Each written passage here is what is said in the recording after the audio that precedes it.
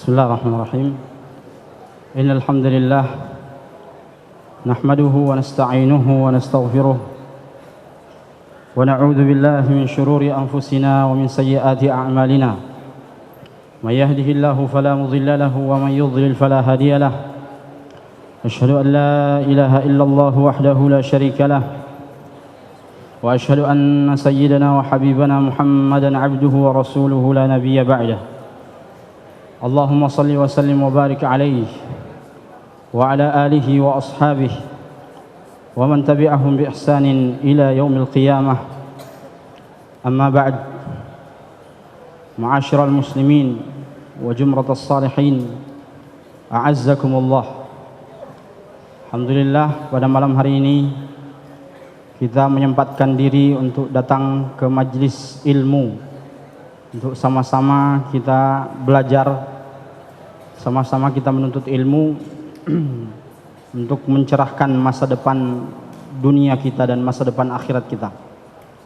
Ikhwat sekalian rahimakumullah, kalau Ustaz Yusran Ansar selalu membahas tentang Al-Qawaid An-Nabawiyah, Qawaid An-Nawawiyah, maka pada malam hari ini insyaallah pembahasan kita juga tentang qawaid, tentang kaidah-kaidah metodologi.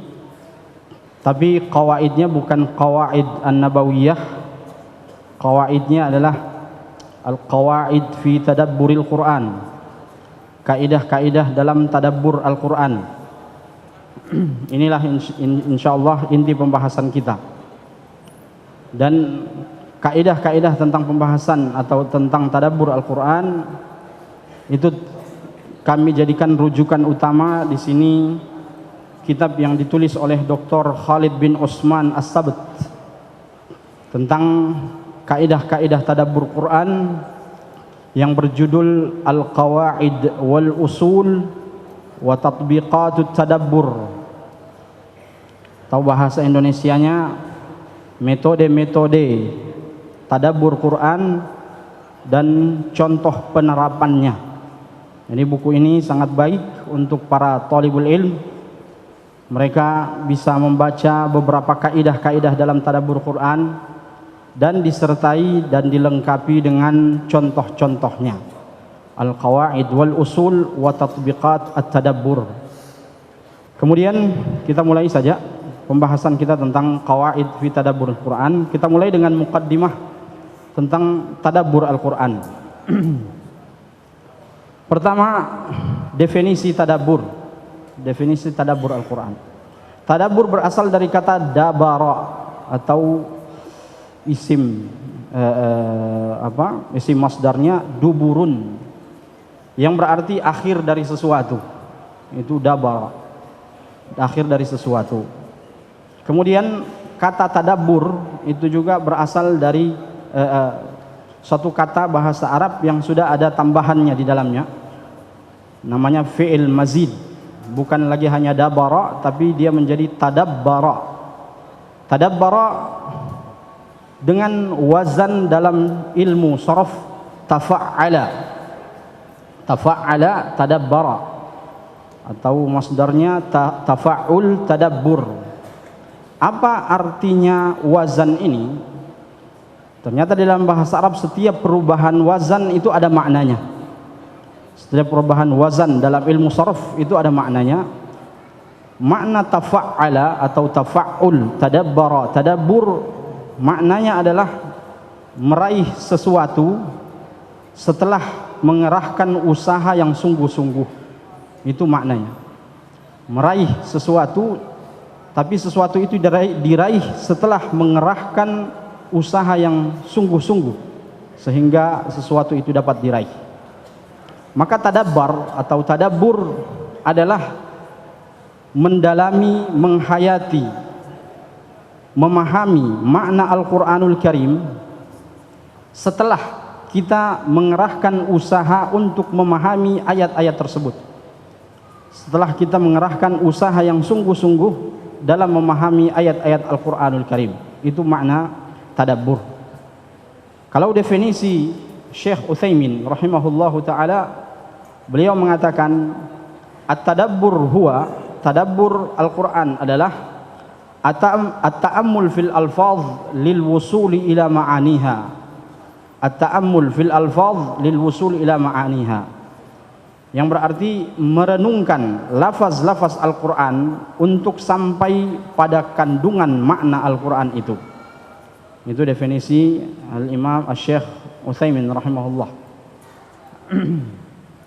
Oleh karena itu, jika kita mendapatkan kalimat-kalimat dalam bahasa Arab dengan wazan seperti ini, tafa'ul, misalnya tahammul dalam Al-Qur'an, Rabbana la tuhammilna ma la taqata lana. Tahammul itu artinya memikul sebuah beban yang berat. Tapi setelah memikul beban yang berat itu, insya Allah ada hikmah di balik semua itu. Ada juga wazan misalnya taqarrub.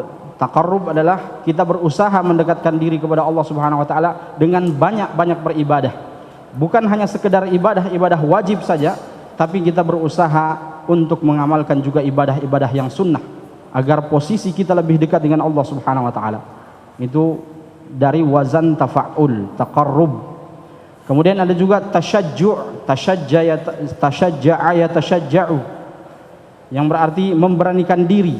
Artinya dia punya ketakutan di dalam hatinya, tapi setelah dia yatashajja', dia berusaha sekuat tenaganya untuk memberanikan dirinya. Nah, ini masuk dalam wazan tafa'ul, tadabbur. Nah, ikhwah sekalian rahimakumullah, langkah-langkah mentadabburi Al-Qur'anul Karim, tentunya kita itu bisa mentadabburi Al-Qur'anul Karim setelah kita memahami makna-makna Al-Qur'anul Karim itu.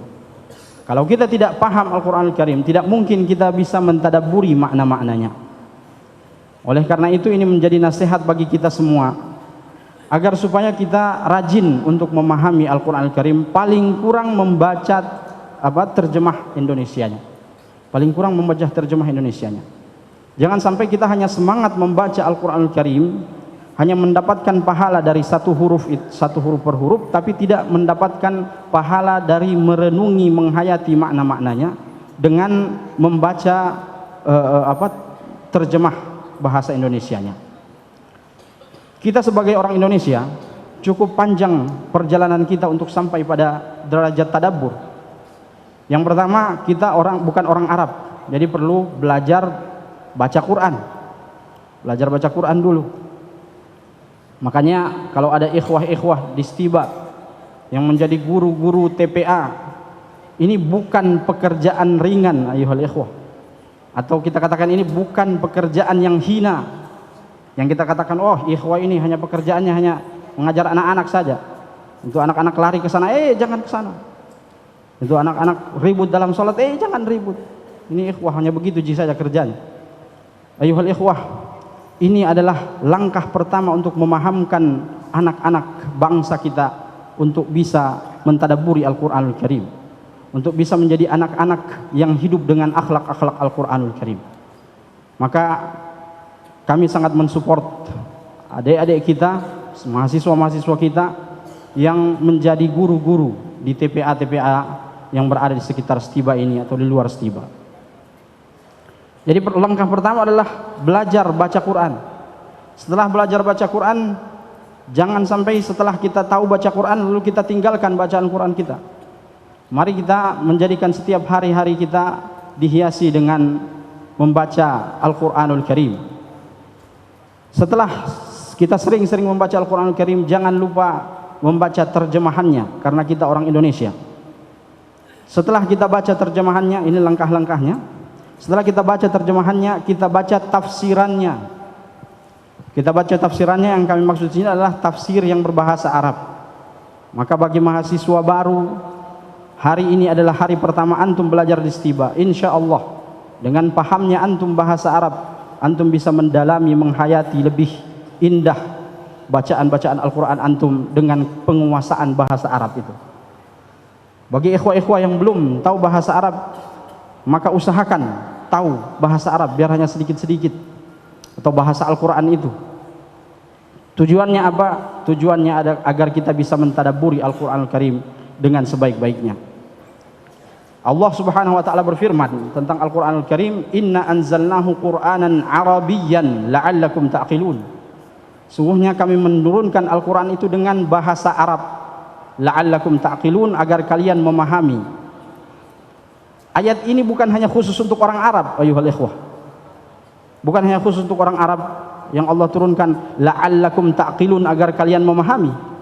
Ayat ini universal untuk kita semua sebagai orang Islam. Makanya itu Umar bin Khattab radhiyallahu anhu, di antara langkah-langkah dalam membebaskan suatu negeri adalah langsung dia menjadikan negeri itu berbahasa Arab.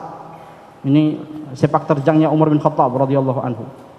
Langsung dia menjadikan negeri itu menjadi negeri yang berbahasa Arab.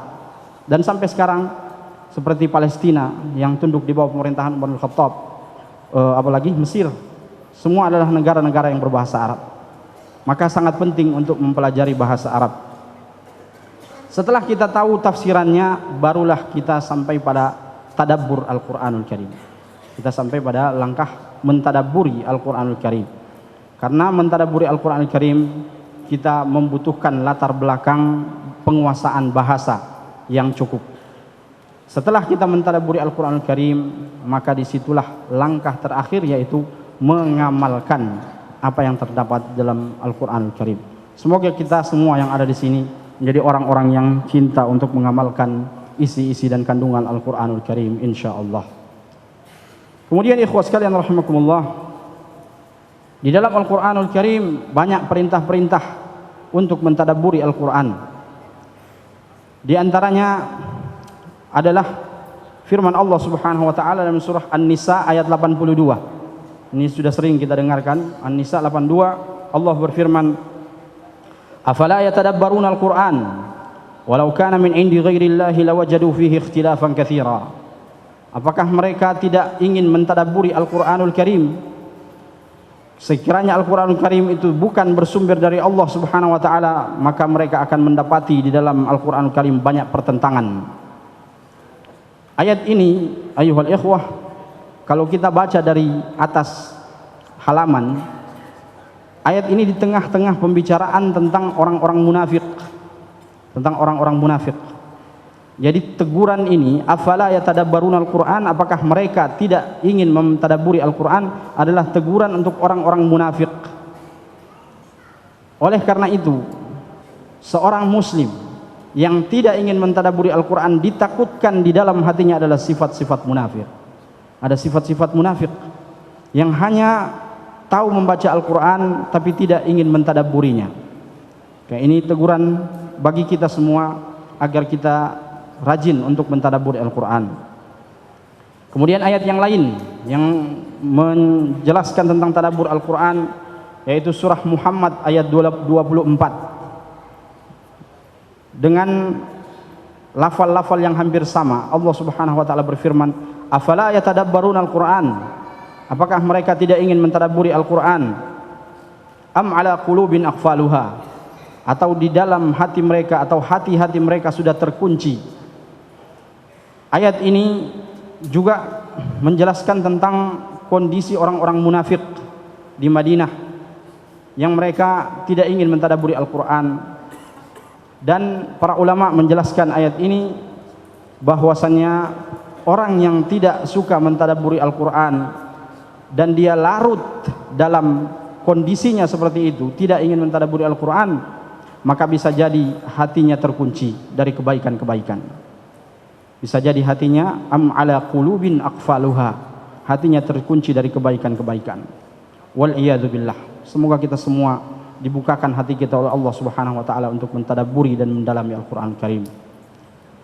Kemudian ayat-ayat yang berbicara tentang tadabbur Al-Qur'anul Karim, yaitu surah Al-Mu'minun ayat 68. Allah Subhanahu wa taala berfirman, "Qad kanat ayati tutla 'alaikum fakuntum 'ala aqabikum tankisun." Allah berbicara tentang orang-orang kafir. Kalau tadi itu teguran untuk orang-orang munafik, sekarang teguran untuk orang-orang kafir. Qad kanat ayati tutla 'alaikum, adalah ayat-ayatku dibacakan kepada kalian. Fakuntum 'ala aqabikum tankisun, maka kamu selalu berpaling dan berbalik belakang dari ayat-ayatku. Mustakbirina bih, kalian sombong terhadap ayat-ayatku. Samiran tahjarun, kalian mengucapkan perkataan-perkataan keji di belakang semua itu. Lalu Allah Subhanahu wa taala mengakhiri penjelasannya dengan afalam yaddabbarul qaula, apakah mereka tidak mentadabburi perkataan kami, yaitu Al-Qur'anul Karim. Am ja'ahum ma lam ya'ti aba'ahumul awwalin, ataukah telah datang kepada mereka apa yang belum datang kepada nenek moyang mereka. Ini juga teguran kepada orang-orang mukmin yang enggan untuk mentadabburi Al-Qur'anul Karim. Jangan sampai mereka seperti orang-orang kafir ini. Jangan sampai mereka seperti orang-orang kafir yang Allah haramkan kebaikan atas mereka disebabkan karena mereka tidak ingin mentadabburi, mendalami, menghayati makna ayat-ayat Al-Qur'anul Karim itu. Kemudian ayat yang terakhir yang menjelaskan tentang tadabbur Al-Quran adalah surah Shad ayat 29. Allah Subhanahu wa taala berfirman, Kitabun anzalnahu ilaika mubarak. Ini adalah Alkitab, Al-Quranul Karim. Kami turunkan kepadamu dengan penuh berkah. Liyadabbaru ayatihi, agar mereka mentadabburi ayat-ayatnya. Waliyatadzakkara ulul albab, dan agar orang-orang yang berfikir bisa mengambil pelajaran. Maka orang-orang yang mentadabburi Al-Quran, mereka lah orang-orang cerdas, orang-orang yang ingin berfikir. Orang-orang yang tidak mentadabburi Al-Quran, walaupun tingkat kejeniusan mereka tinggi, tapi mereka tidak masuk dalam orang-orang ulul albab yang Allah Subhanahu wa taala firmankan. Ayat ini berbicara tentang orang-orang kafir, liyadabbaru ayatihi, agar mereka, yang dimaksud dengan mereka ini adalah orang-orang kafir, agar mereka mentadabburi ayat-ayatnya. Intinya ayat ini menjelaskan kepada kita sebagaimana yang dijelaskan oleh Al-Imam Al-Qurtubi rahimahullahu taala dalam tafsirnya. Ketika beliau menafsirkan ayat ini, Al-Imam Al-Qurtubi mengatakan, wa fi hadza, dalam ayat ini dalilun ala wujubi ma'rifati ma'anil Qur'an. Ayat ini menunjukkan bahwasannya wajib atas semua kaum muslimin untuk mengetahui makna-makna Al-Qur'anul Karim itu. Wa dalilun, dan ayat ini juga menunjukkan ala anna tartil afdal minal hadz, bahwasanya membaca Al-Qur'anul Karim dengan tartil, dengan lambat, itu lebih afdal daripada membaca Al-Qur'an dengan cepat. Ini perlu kita jelaskan bahwasannya jika kita ingin mentadabburi Al-Qur'anul Karim atau dalam salat-salat kita, hendaknya imam-imam kita membaca Al-Qur'anul Karim dengan tartil dan dengan nada yang lambat. Karena kita tidak dapat mentadabburi dan menghayati ayat-ayat tersebut kalau bacaannya cepat. Dalam istilah Imam Qurtubi tadi, bil hadz, dengan cepat. Tapi kita bisa mentadabburi ayat Al-Quran Karim dengan lambat. Kemudian nasihat juga bagi kita semua agar supaya sebagaimana yang dinasihatkan oleh Nabi SAW dalam hadis yang diriwayatkan oleh Imam Bukhari rahimahullahu taala, laisa minna man lam yataghanna bil Quran, yaitu memperindah bacaan Al-Quranul Karim dengan suara kita yang indah. Karena dengan indahnya bacaan Al-Quran dan dengan tartilnya kita membaca Al-Quran, insya Allah Al-Quran itu bisa kita hayati dan bisa kita resapi makna-maknanya. Kadang ada orang yang imam, dia mengikuti satu orang syekh dalam imam, seperti Syekh Musyairi Rashid, Syekh Abdurrahman As-Sudais dan sebagainya. Apakah ini boleh? Jawabannya boleh, tidak mengapa kita mengikuti salah seorang syekh untuk bisa lebih mengindahkan Al-Qur'anul Karim itu. Hanya jangan sampai bacaan Al-Qur'anul Karim kita sudah terlalu dipaksa-paksakan seperti Musyairi Rashid.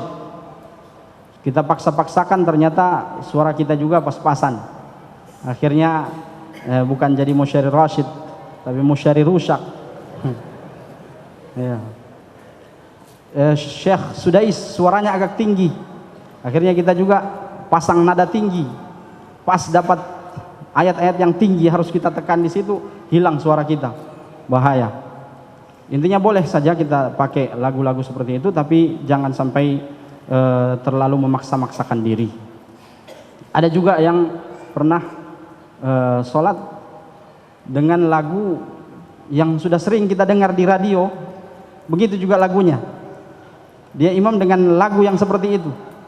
Akhirnya orang yang sholat di belakangnya, bukan semua mungkin, ana sendiri yang merasa bahwa ana sholat di belakang radio, karena sama persis lagunya dengan apa yang telah dibaca.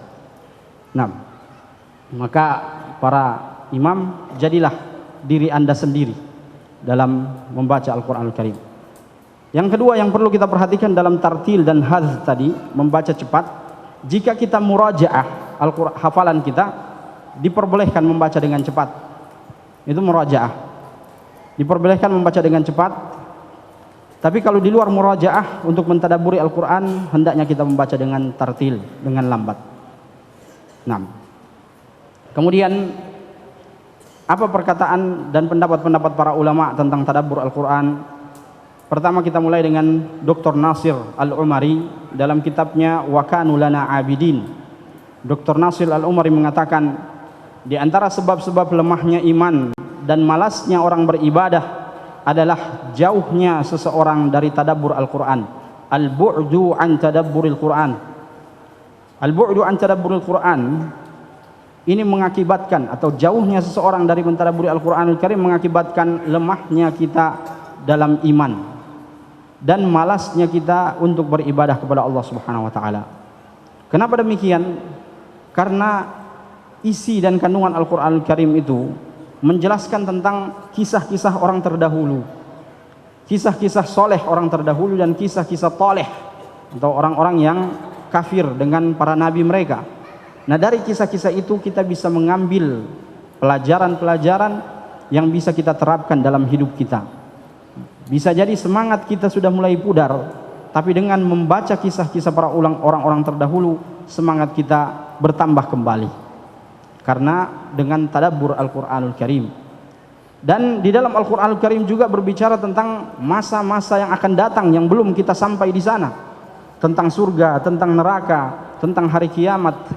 Dan semua ini bisa memupuk semangat baru di dalam hati kita, agar kita bisa membuat semangat yang tinggi dalam beribadah kepada Allah Subhanahu wa taala. Terkadang dalam dunia film, biasa kita lihat ada film yang dia bisa kembali ke masa lalu, ada alatnya yang bisa berangkat untuk ke masa depan, tapi itu semua hanya khayalan. Ayuhal ikhwah, yang bukan khayalan adalah Al-Quranul Karim. Jika antum mulai masuk mentadabburi Al-Quranul Karim, masuk mempelajari dan mendalami ayat per ayat, maka seakan-akan antum kembali ke masa yang lalu, berjalan-jalan di antara para nabi Allah Subhanahu wa taala, melihat di sebelah kiri para Bani Israel yang disiksa oleh Fir'aun, melihat di sebelah kanan mereka Fir'aun dan bala tentaranya yang dijerumuskan Allah Subhanahu wa taala dalam gelombang atau di dalam lautan yang mematikan dan membunuh mereka. Jadi seakan-akan kita kembali ke masa-masa yang lalu dan melihat kejadian-kejadian itu dengan nyata. Maka Al-Quranul Karim ini bukan sesuatu yang khayalan, tapi dia merupakan penjelasan bagi kita agar kita lebih cinta untuk beribadah kepada Allah Subhanahu wa taala. 6. Kemudian di antara perkataan-perkataan para ulama tentang tadabbur Al-Quranul Karim adalah Imam As-Suyuti rahimahullahu taala. Beliau mengatakan tentang tadabbur Al-Quran, disunnahkan membaca Al-Quran dengan tadabbur. Ini di dalam kitab Al-Itqan fi Ulumil Quran, Al-Imam Suyuti. Disunnahkan membaca Al-Quran dengan tadabbur dan tafahum. Tafahum maksudnya berusaha untuk memahami maknanya. Itu yang tadi Anda bilang, kalau kita orang Indonesia maka jangan sampai kita lupa baca bahasa Indonesianya, karena hal itu merupakan maksud terpenting dari membaca Al-Quranul Karim. Dengannya dada seseorang bisa lapang dan hatinya bisa bersinar. Dengan tadabbur Al-Quran Al-Karim, insyaallah dada-dada kita yang sempit dengan problematika hidup, dengan permasalahan-permasalahan hidup, bisa lapang dengan tadabbur Al-Quran Al-Karim. Baik ikhwan sekalian rahimakumullah, kita masuk saja ke inti pembahasan kita, yaitu al-qawaid wal usul wa tatbiqat at-tadabbur. Kawaid atau kaidah-kaidah dalam tadabbur Al-Quran yang dituliskan oleh Syekh Khalid bin Utsman As-Sabt. Banyak kaidah-kaidah yang telah dituliskan oleh Syekh Khalid As-Sabt dalam kitab ini. Kita mulai saja dengan yang pertama. Kaidah yang pertama adalah memahami Al-Quran dengan dua dalalah. Memahami Al-Quran dengan dua dalalah. Yang pertama dalalatul mantuq, yang kedua dalalatul mafhum. Dalalatul mantuq dan dalalatul mafhum. Baik, kita jelaskan satu-satu. Yang pertama dalalatul mantuq. Ini terjemahan ana sendiri. Dalalatul mantuq adalah dalil-dalil yang tersurat. Ini terjemahan ana yang terbatas, ana punya bahasa Indonesianya.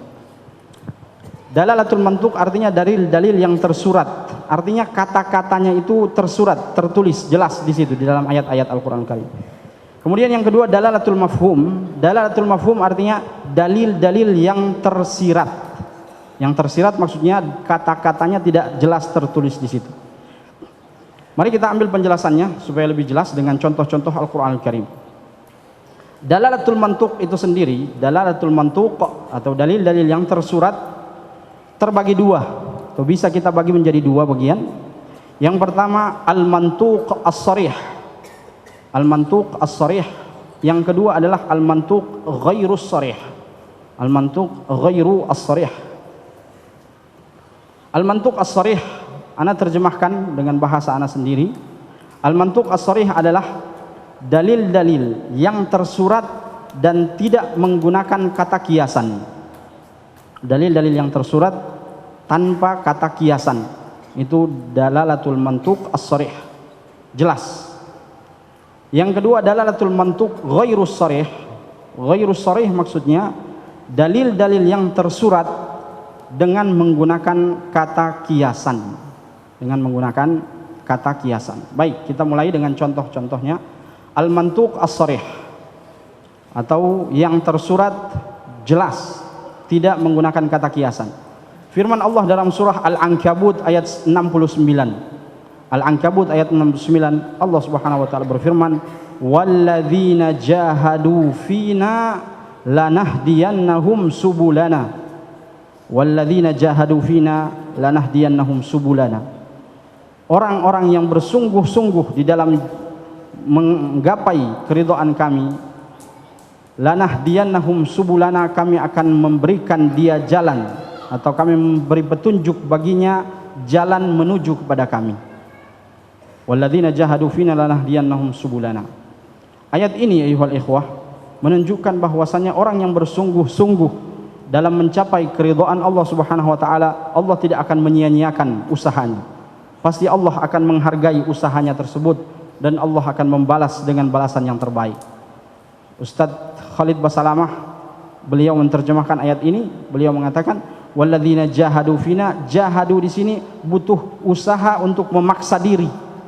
Walladzina jahadu fina, orang-orang yang memaksa dirinya untuk sampai pada keridhaan kami.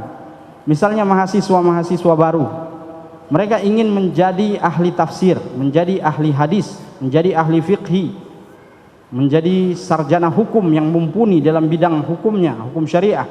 Maka dari hari pertama dia harus bersungguh-sungguh untuk mempelajari pelajaran-pelajaran yang diberikan di dalam kelas, untuk dengan harapan di akhir semester atau di akhir kelas-kelasnya dia bisa menjadi apa yang dia harapkan. Dan Allah Subhanahu wa taala pasti melihat usahanya itu.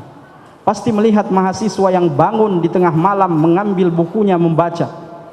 Allah tidak sia-siakan usaha antum ayuhal ikhwah. Allah pasti melihat siapa di antara antum yang meringkas pelajaran-pelajarannya.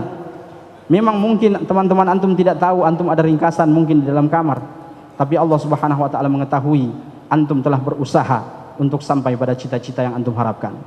Dan Allah tidak akan menyia-nyiakan usaha itu insyaallah. Itu contohnya. Walladzina jahadu fina lanahdiyannahum subulana.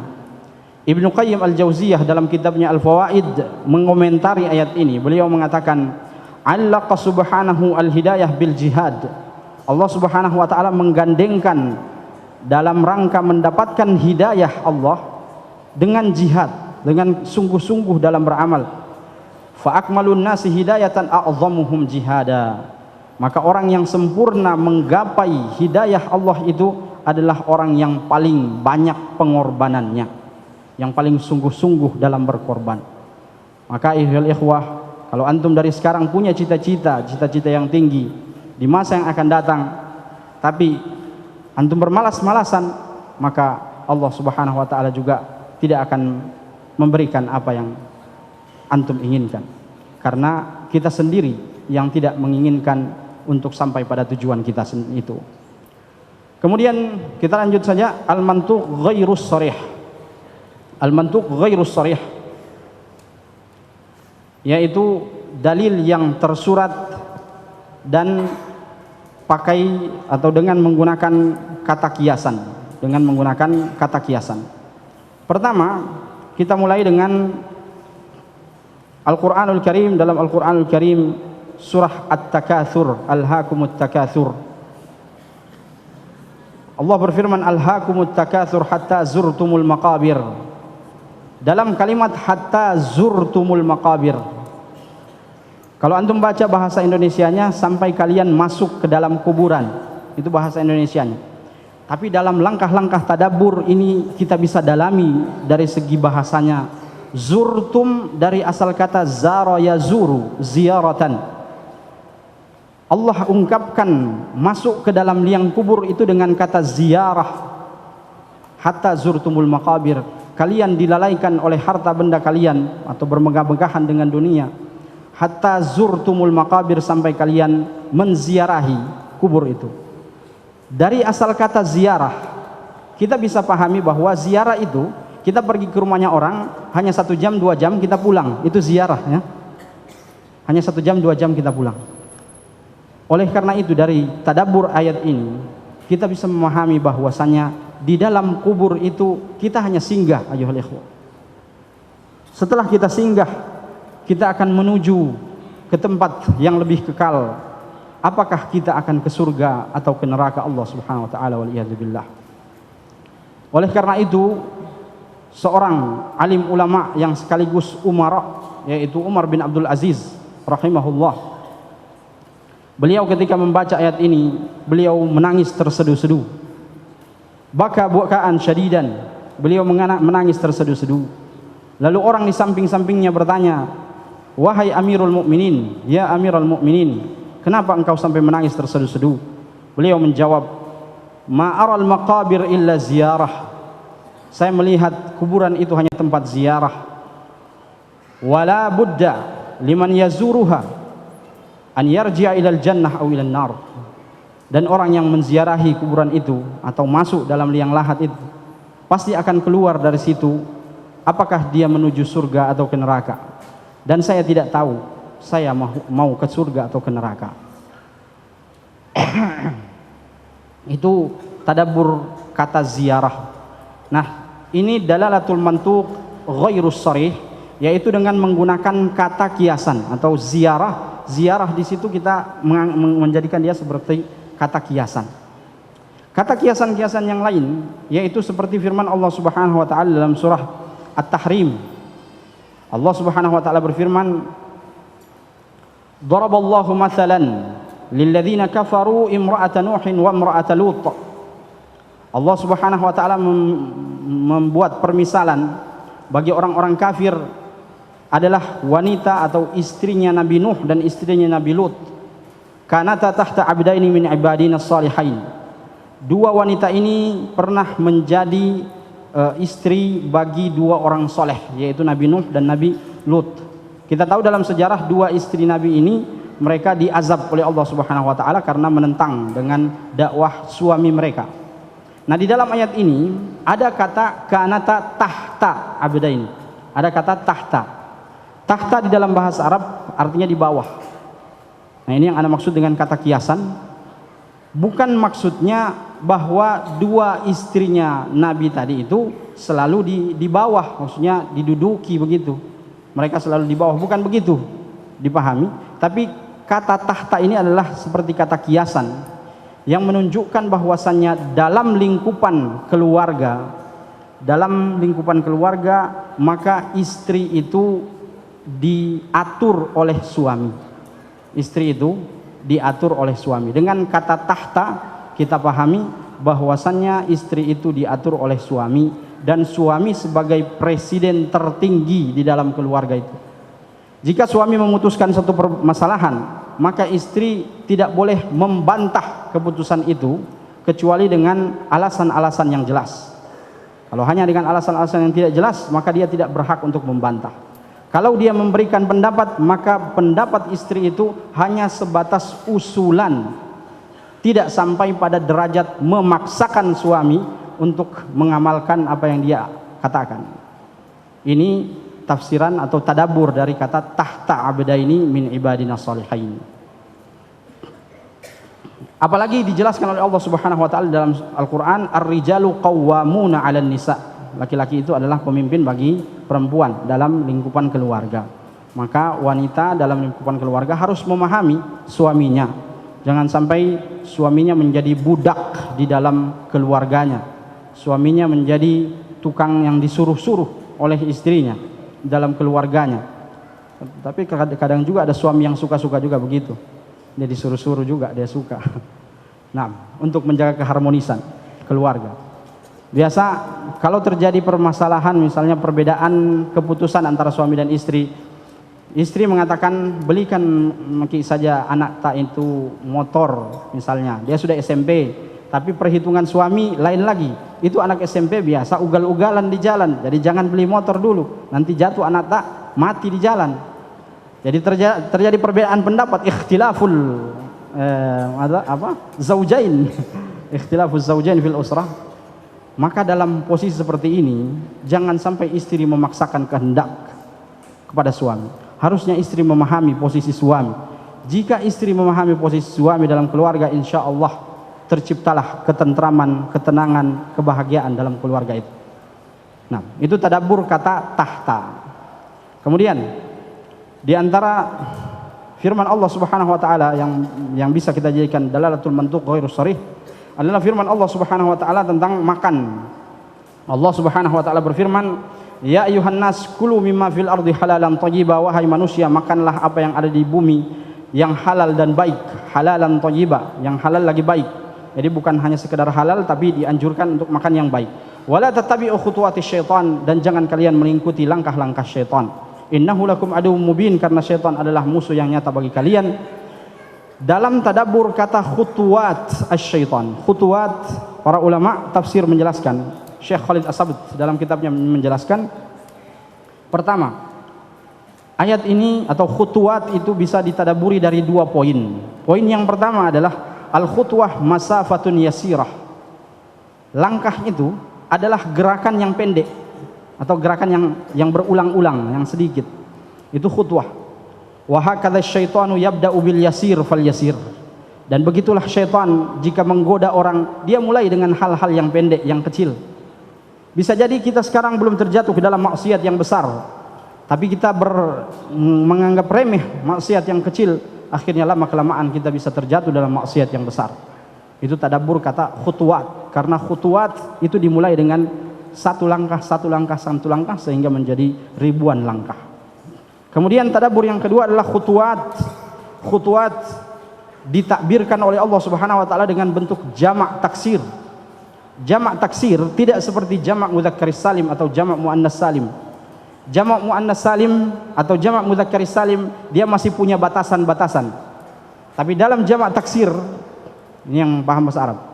Dalam jamak taksir ada istilahnya sighah muntahal jumu'. Sighah muntahal jumu' artinya jamak yang sudah tidak terhingga, jamak yang sudah tidak terhingga lagi. Dan ini Allah Subhanahu wa taala mengungkapkan dengan bentuk jamak khutuwat syaitan dengan bentuk jamak, menunjukkan bahwasannya langkah-langkah syaitan dalam menggoda seorang manusia tidak cukup hanya satu langkah saja. Syaitan untuk menjerumuskan seorang manusia, dia menggunakan langkah-langkah yang sangat banyak.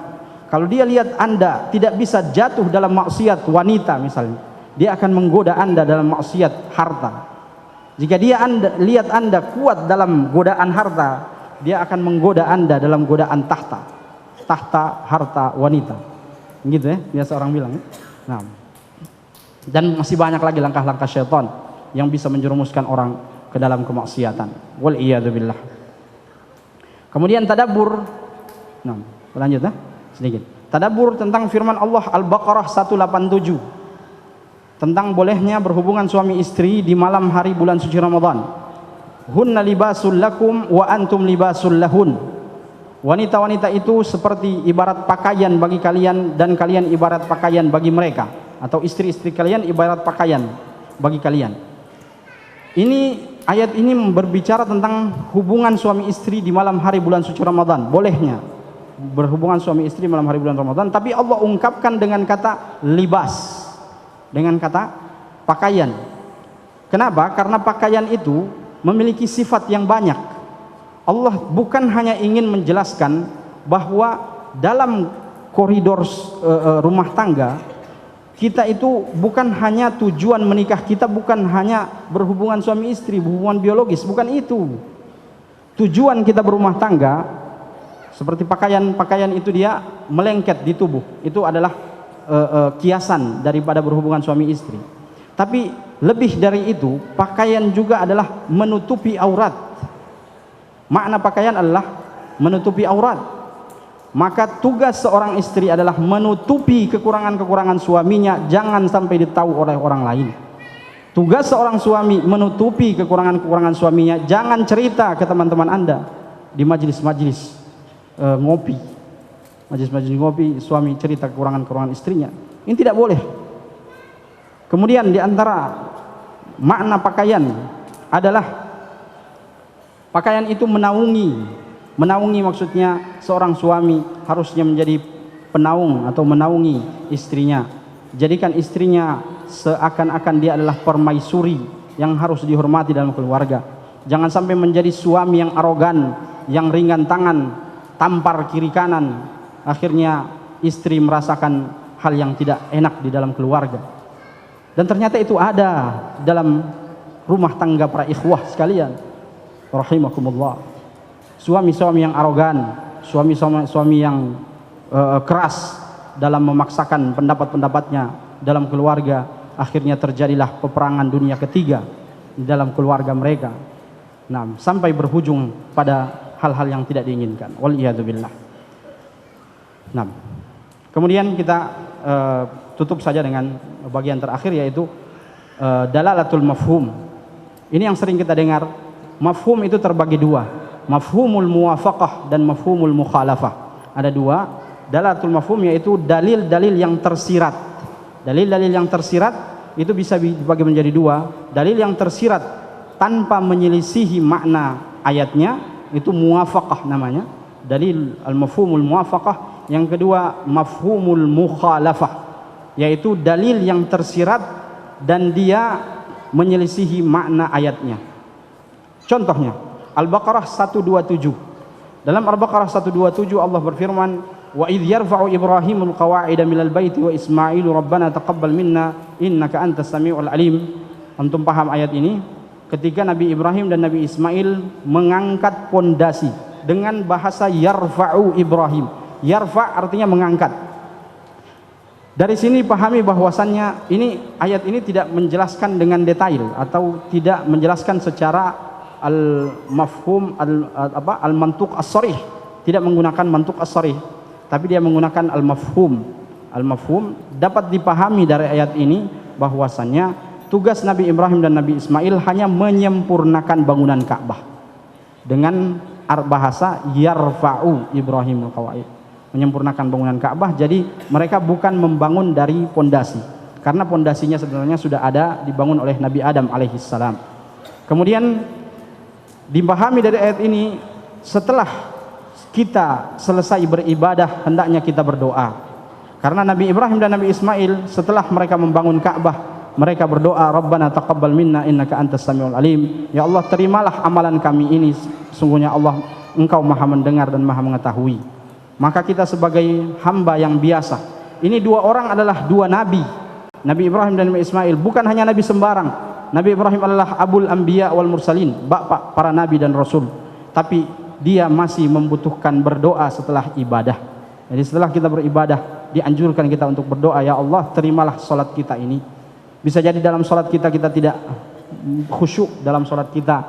Akhirnya ada orang salat yang dia tahu itu pas takbiratul ihram dan dia sadar setelah salam. Ada orang seperti itu. Dan salat seperti ini perlu kita berdoa kepada Allah Subhanahu wa taala, ya Allah, terimalah salat dan ibadah-ibadah kita ini. Kemudian yang kedua adalah al-mafhumul muwafaqah. Mafhumul muwafaqah maksudnya, contoh yang kedua surah An-Naml ayat 18. Hatta idza atau ala wadin namli. Ini kisahnya Nabi Sulaiman dan bala tentaranya yang pulang dari peperangan melewati satu wadin, satu lembah. Di situ ada apa